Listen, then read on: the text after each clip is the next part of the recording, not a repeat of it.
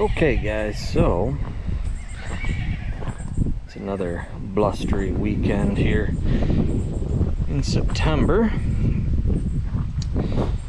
Not as nice as last weekend, but yeah, what do you want? Anyway, time has come to start modifying this John Deere 85, or what's left of it, to our specs. So the thought process here is we'll have a 7x7 toolbar in the front and then a 3x3 toolbar in the rear. Mainly that's all because that's the kind of openers I got. I got enough to do 20-inch spacing on the front of the 7x7 variety, and then the remainder, the 3x3s, can all go on the rear. And then also up top here, I've got enough 7x7s to do the wings. Not really up top, but I digress. You know what I'm trying to say. Anyway, what I've done here to make this easy to weld, since it's me, myself, and I am going to take this piece of 4x4 stock I had laying in the scrap bin. I've got this C-clamp on my 7x7, so that way I can just sit this guy right in there, flush with the top. Now there's two reasons for doing that. That's 4x4. The back is going to be 3x3. We want all of this to be at the same parallel on the bottom. That's 7x7. 3 plus 4 is 7 last I checked. That means if I take this plus my 3x3 on the bottom should line up. That's assuming math hasn't changed in, you know, the last 2,000 years or whatever. Who knows? Things are getting wacky these days. Math may be next. We won't go down that rabbit hole. Anyway, so that's where we're at. Let's start welding. That's always the best time.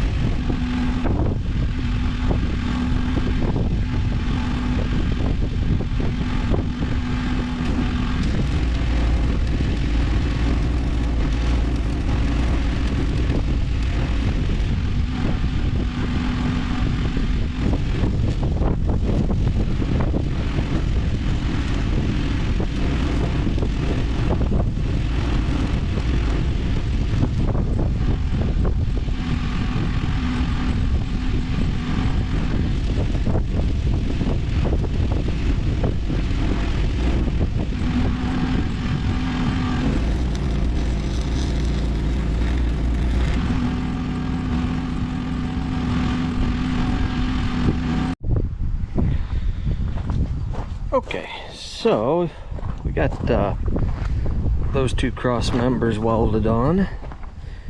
Now it's time to weld on at least part of our rear bar. We'll get that welded on. Then I got to weld on a rear jack to this. The reason being is I got to get the rest of these row units off. Right now they are what's holding this thing square on the ground. If I were to strip them off, I'd have to set this on blocks, and then with the rear bar that we're putting on there, that would cause it to do that number. So thought process here is we'll get this welded on next, get that jack on there, and then also drop these front gauge wheels down as well. Then pick the whole thing up, move it over to that area where it's out of the way, and then start working on it over there as far as getting the rest of the row units put on. I did get one put on. I don't know if I showed you this in the last clip or not. You can kind of see it down in there, the skeleton of it. These were kind of a bear. I think I found the trick. And I also think I found out why those wedges exist. First thing, you gotta make sure you get the U-bolt on there correctly. These are not like standard U-bolts. The front is a little bit longer and a different angle. So make sure you get those facing the front. You get that through the hole first, then you get the wedge in there, turn it, get it down on the carriage bolts, and get a nut on the bottom, obviously. Do that before you get the wedge in there. And then you put the rear on into that slot and you run it down. And then once you get it close to being tight, you run that wedge down in there. That pulls everything over, or towards the front rather. And then you run both those nuts up, and it's on. So I got to do that 31 more times.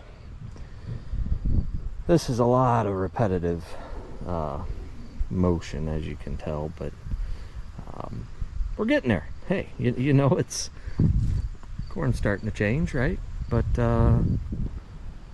you know, we got plenty of time, right? It's only September 14th. All right, so we got 2 things of welding done. We got the front to rear supports in, and we've got, well, I guess it's not completely done, but come back to that. There's what we just welded. Say we did all right. I think I'm definitely at the upper end of the spectrum for what the little Hobart welder generator can do in there, but yeah, whatever. At least we're getting that nice little lip of penetration there. Definitely making a good weld, so shouldn't fall apart. Hope not. Anyway, I'm gonna go ahead and weld this on there, and then it's time to go ahead and put that that jack on there. Probably gonna put that over there, just behind that piece that we welded on. So nothing to it but to do it, I guess. But okay, so we've come to our next little speed bump in the project. It's a financial one, so you know, there's that. I don't know if you can see that little part in there, but it's a little wedge block. And what these do is they go between the toolbar and the rest of the opener frame and basically wedge the 2 assemblies together, effectively creating a clamp. I don't know why this is necessary. I've seen openers work just fine with being U-bolted to the frame, but it's what John Deere wanted. So anyway, these retail for $80. Right. I need 11 of them. Now, I don't know about you, but I don't really feel like spending $880 on little pieces of metal. So what I did is I went and bought a piece of 1 by 1.5 inch stock, and I'm going to attempt to make these. Now, I don't know how this is going to go.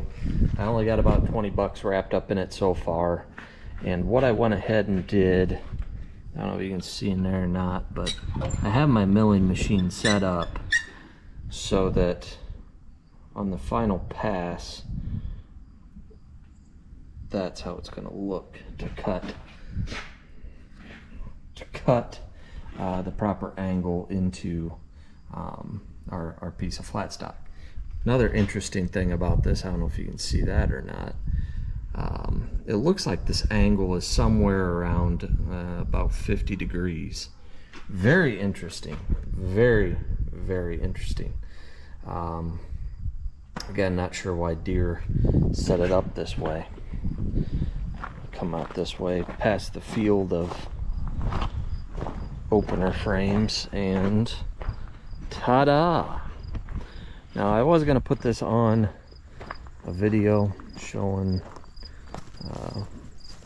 whether or not this thing opened like it should, but I just ran out of time on Sunday. I wanted to get some things done, and honestly the video is a second thought, to be quite honest.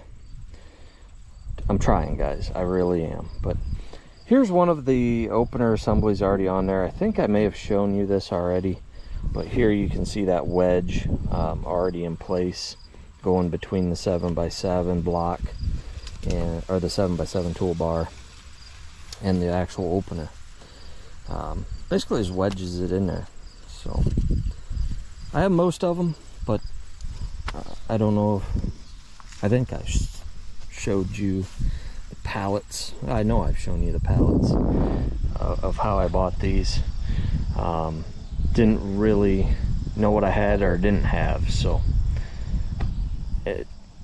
hey, we'll make it work, especially for the price that we got them for. So let's see what we can mess up. All right, so we are back here at the milling machine. I've got one piece, I guess sort of done. You can kind of see the results that we're going for to get to our finished product. These holes are what are ultimately going to be these slots. So this drill bit is slightly oversized. Slightly oversized from what the original piece was. That way I can get around from slotting these holes. I just end up and use a little bit longer carriage bolts with some washers and some lock nuts, probably the nylon insert lock nuts, to complete that. As far as these holes here at the front, after I go through and get everything drilled out, I'm going to go in there with one of, I think I got that bit in here somewhere. Probably this fluted cutter. Go in there, knock those out. That'll take some time. Then we'll set the mill up like you saw in the introductory portion, at that 50-degree angle. Go along the front, mill in that front degree, or front face, if you will, that front 50-degree angle, so that when you're sitting here on that profile, it'll look something like that. Anyway, so it's taking some time to do. I've been doing this as my nightly projects, nightly project rather. When I get off work, I come out here to the shop, and instead of being bored, I bore myself to death doing this. I got this all set up on the next hole to drill. The way this works, I've been starting by using the first hole on the last series of 3 as my 0. So the center of this hole is my 0. Center being 25-30 seconds divided by 2. Or in backwoods math, basically all I do is I put the table over. If the drill passes through nice and clean, that's 0. I just felt 25,000 machinists out there cringe. Or unsubscribe, one of the two. I'm not quite sure what happened, but it didn't feel right. The universe kind of shook there for a minute. But at any rate, it's working just fine for when you put this on the top. Everything lines up. Gee, imagine that. Good enough. Sometimes close enough is good enough. All right, let's see. That first hole here. Probably get that out of the way.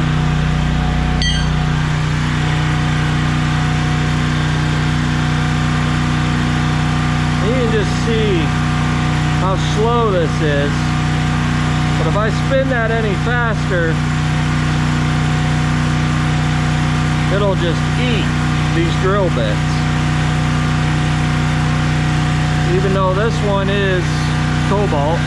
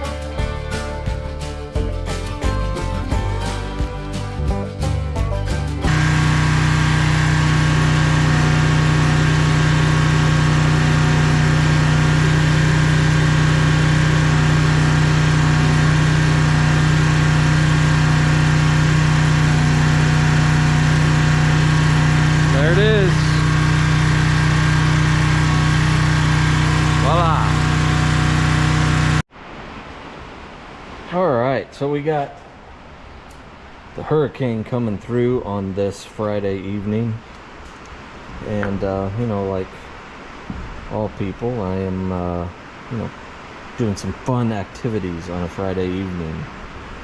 Oh, wait a minute. No, I am in the process of milling out 15 of these. I already got one bar completely milled. Well, not completely, but I got the profile milled into it. The only thing that needs done on this yet is to go in and put the individual slots right here on these bottom holes, so it matches our pattern there. And then this set of wedge blocks will be ready to be separated over on the bandsaw. So thought I'd bring you up to date as to what I found to be the best way to do this. So I got my facing mill set up in the milling machine. We're at 50-degree angle to the work. What I did is I went ahead and got started by taking an angle grinder and grinding in the initial couple of passes. That way it's a little easier on the carbide. We don't get as much chatter that way, and it's close. It's probably more like a 45-degree that I put in it than the 50, but hey, close enough is good enough, at least to get started. So with that, let's watch at least one pass here. I'll take you along for the ride, get you all set up here on the work piece, and you can watch the chips a-flying. All right. Fire up our generator.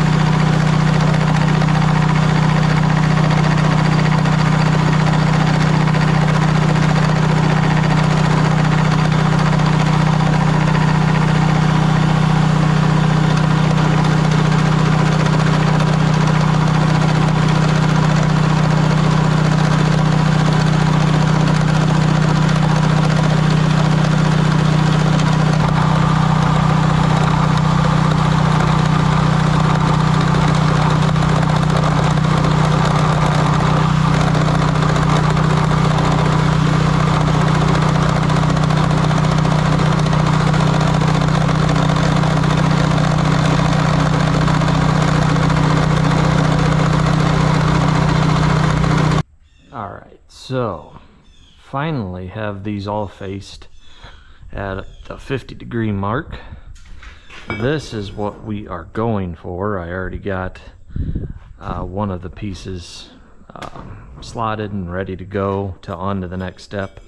The last thing we got to do here is, of course, split the individual wedges so that they can be ready to go onto the project.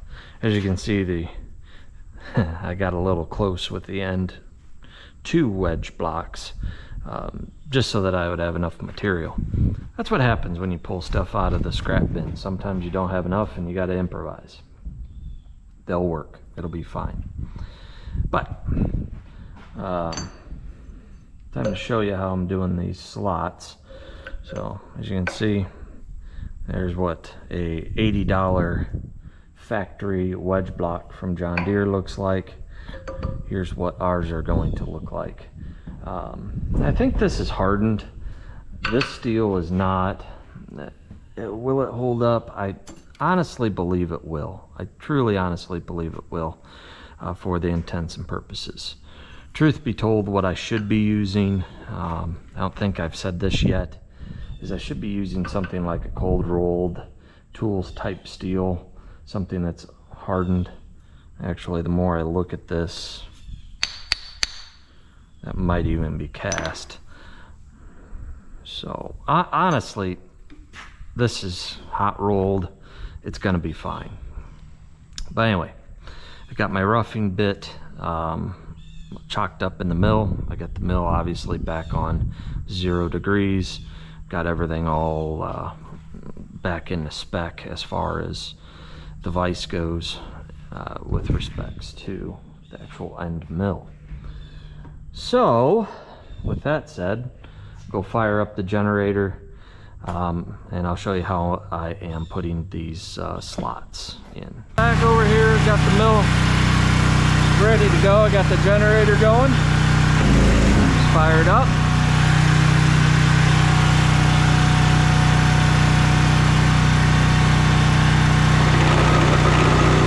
Nice and slow.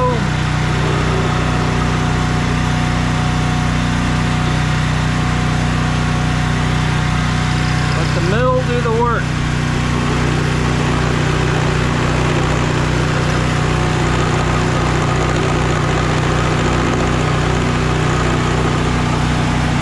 There it is.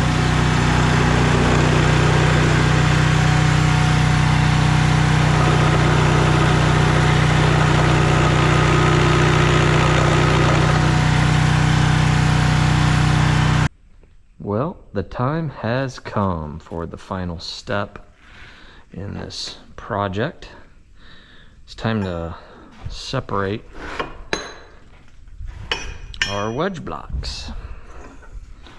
So, without further ado, let's get one of these guys in there. That one's a little bit longer. Let's feed this through the other way, shall we?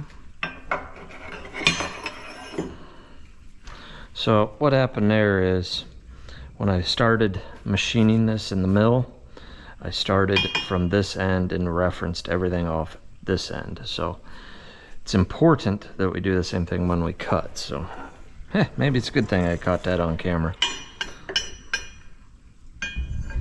I just have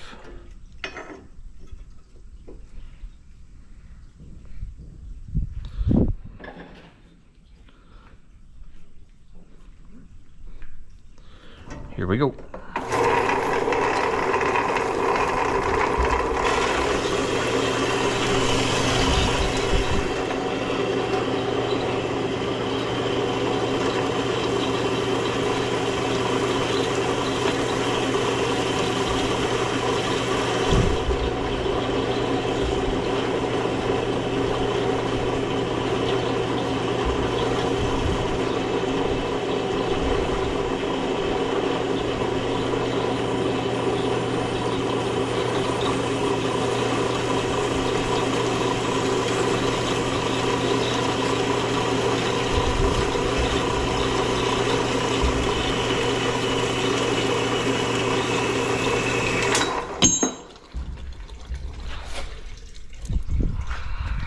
Let's see how we did.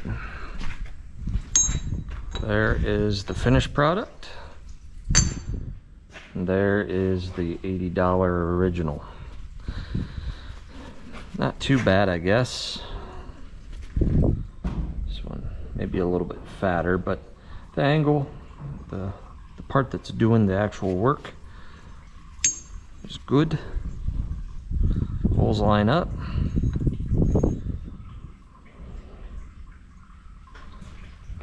Dimensions are there. I'd say we did pretty good. What do you think? Would you give me 80 bucks for that? Hope not. It's not that good. But it'll do good enough for the job that we have ahead of us. So, well, it's arrived. The day has finally come to where we can start putting these row units onto the actual toolbar. As you can see, I already got 3 of them over here. Making a mess doing it, but you know, is what it is. So there's 3. That's going to be the spacing. I'm already starting to wonder if this might be a little tight. You may notice right there, that's the test hub, if you will, that we walked through on one of our previous videos. I'm sure as I'm standing here, there were some individuals out there watching who were just screaming at the screen saying, "You idiot, you put the spindle in wrong." Maybe not, I don't know. Go back and watch it, you'll see what I mean. How I had it assembled, the spindle that is supposed to bolt onto this casting was sticking out this side. All I really had to do is take the end nuts off, slide that out, spin it around, put it back in. Everything's okay. But it's just one more thing I had to do. So fortunately, I only assembled one of the hubs completely, so the rest of them I'm just going to assemble out here anyway. That was primarily done to make sure that I had the whole process figured out. So without further ado, let's see if I can find a good spot to sit you down so you can kind of watch the madness. Alright, so we're ready to start putting these U-bolts on. One thing to note before we start, always put the longer end to the front. This end also has a more pronounced angle. It's not quite a 90 like the rear. The rear, I guess, isn't a 90 either. However, this front is more obtuse. Ooh, haven't heard that word in a while, right? Probably since our high school geometry class, or middle school, or whatever. So anyway, we set that right on the 20-inch mark. Then we go and grab a washer and a nut, get that on the back. So, and just start it. And what we'll do is we'll lift this up.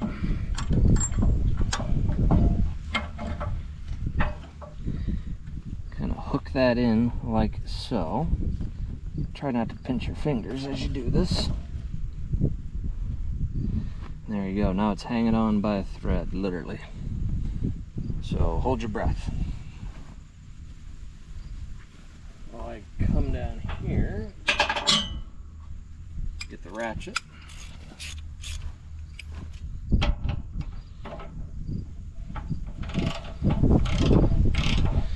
We'll run this on a little bit.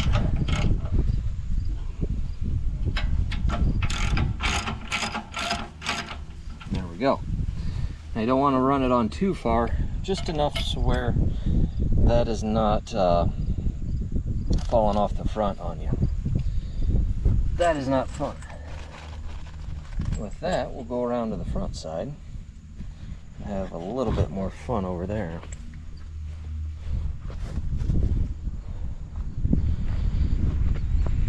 Okay, so now we're front side.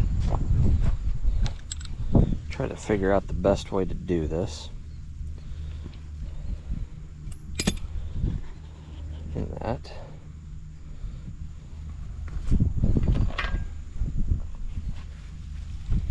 In that you usually need 3 hands to do this.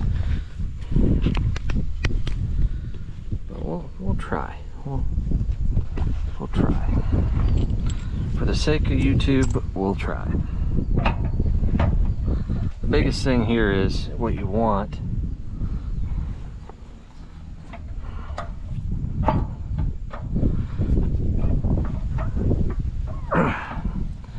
You need this to go into that hole, obviously. So what's happening right now, it's basically because I've tightened that back end up too far. Bring out a couple of turns. Again, try not to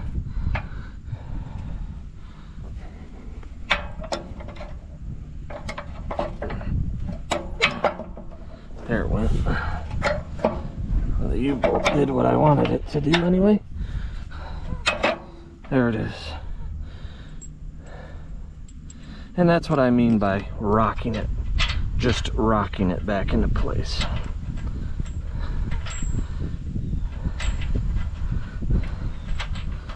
And there we go. Hopefully I captured that. Hopefully. Alright, so take a moment, catch your breath.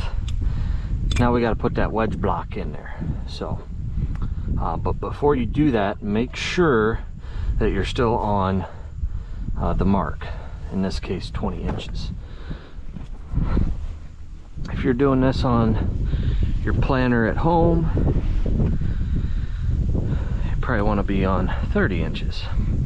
And what I've found, not just with these John Deere openers, but with any opener in general, I'm sure there's exceptions, but it always seems like the center of your U-bolt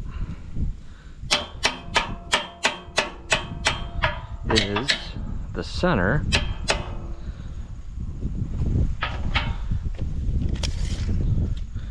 of the furrow. Like I said, I'm sure there's exceptions out there, but for these units, it seems that that is indeed the center. There we go. I like how that was hanging there. It didn't seem like it was hanging there square. 20. Good enough. Alright, so that's hanging there. One thing to note I want to show you before we go on to putting that one together. There's our homemade wedge. It indeed did work. So I'm calling that a success. These U-bolts that I'm putting on here, these are also homemade. I did not make those. I cannot take credit for them. I had a local machine shop go ahead and cut the threads in those and bend them up for me. They did an excellent job. But yeah, let's go ahead and get the wedge on this one, tighten everything up, and yeah, do it, oh, how many more times? 28 more times. Great. So now it's time to put one of our wedges into place. For the most part, all you do is get it behind the U-bolt. Take a pry bar. Now watch, this one's going to be a pain.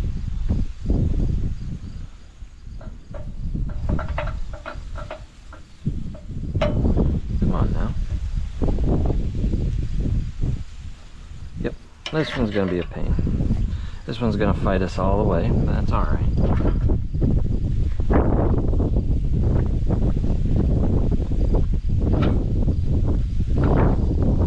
Just get under it, like that. Yeah, it's still fighting us.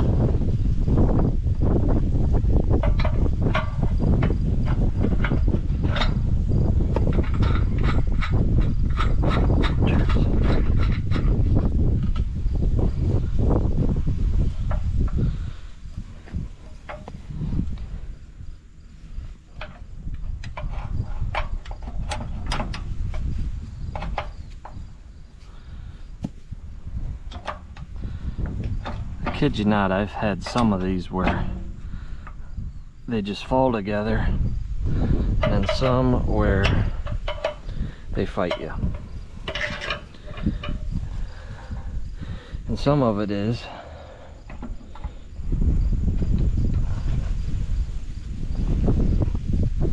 how the opener is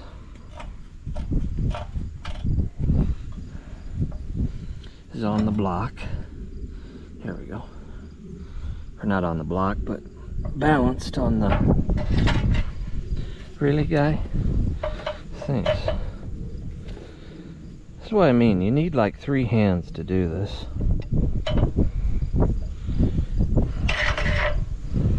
And you get it to where it's balanced. And then something else falls.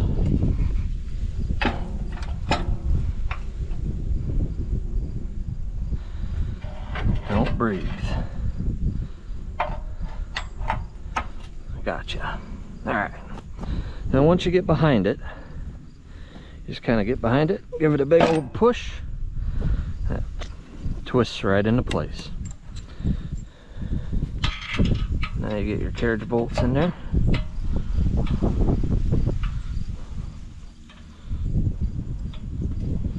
And I gotta fish them around in there too.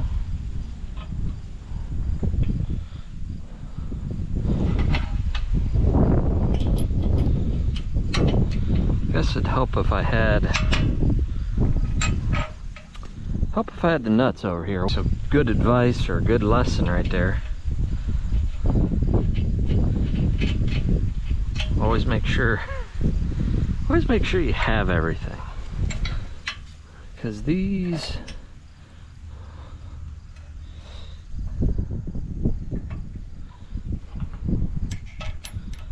things do not like being tested.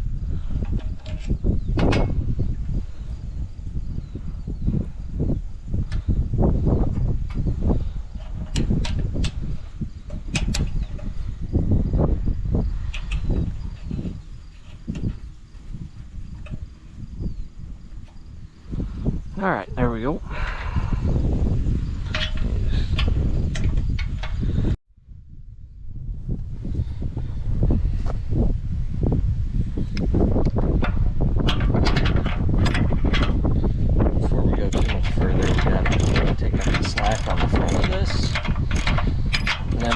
Tighten our wedge down where it should be. Before I go too much farther, I also need to measure. Yep, still on 20. And my tape measure just gave out.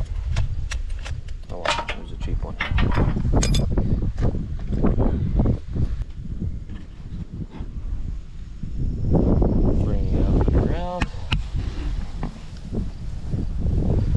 See what we can see on the back side here. So one thing to note on these is the position of your U-bolt in relationship to the bracket. It should pull itself back in there. If not, give it a couple love taps. That's what I've been finding works. Like that. And give it a couple more twists. And then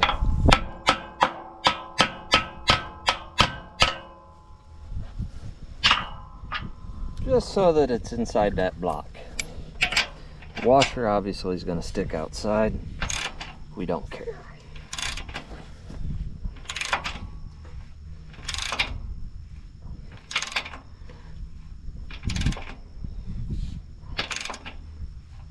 There we go. Okay.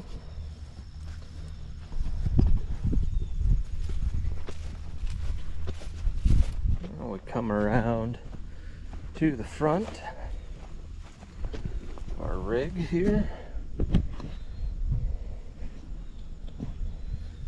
Now we run up the front section.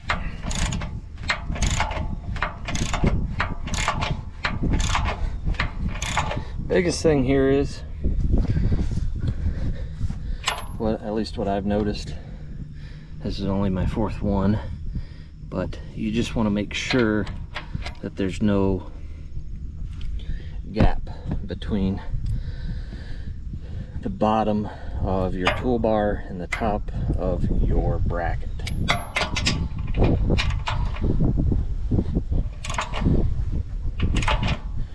There you go. Basically just run that down until there's a lot of resistance.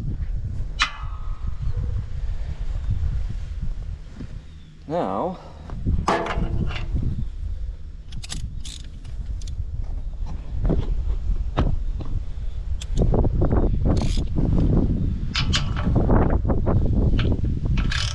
tighten down your wedge. And if I'm doing this in the incorrect order, someone please comment. I'm just doing what seems to work. Isn't necessarily correct. I don't know.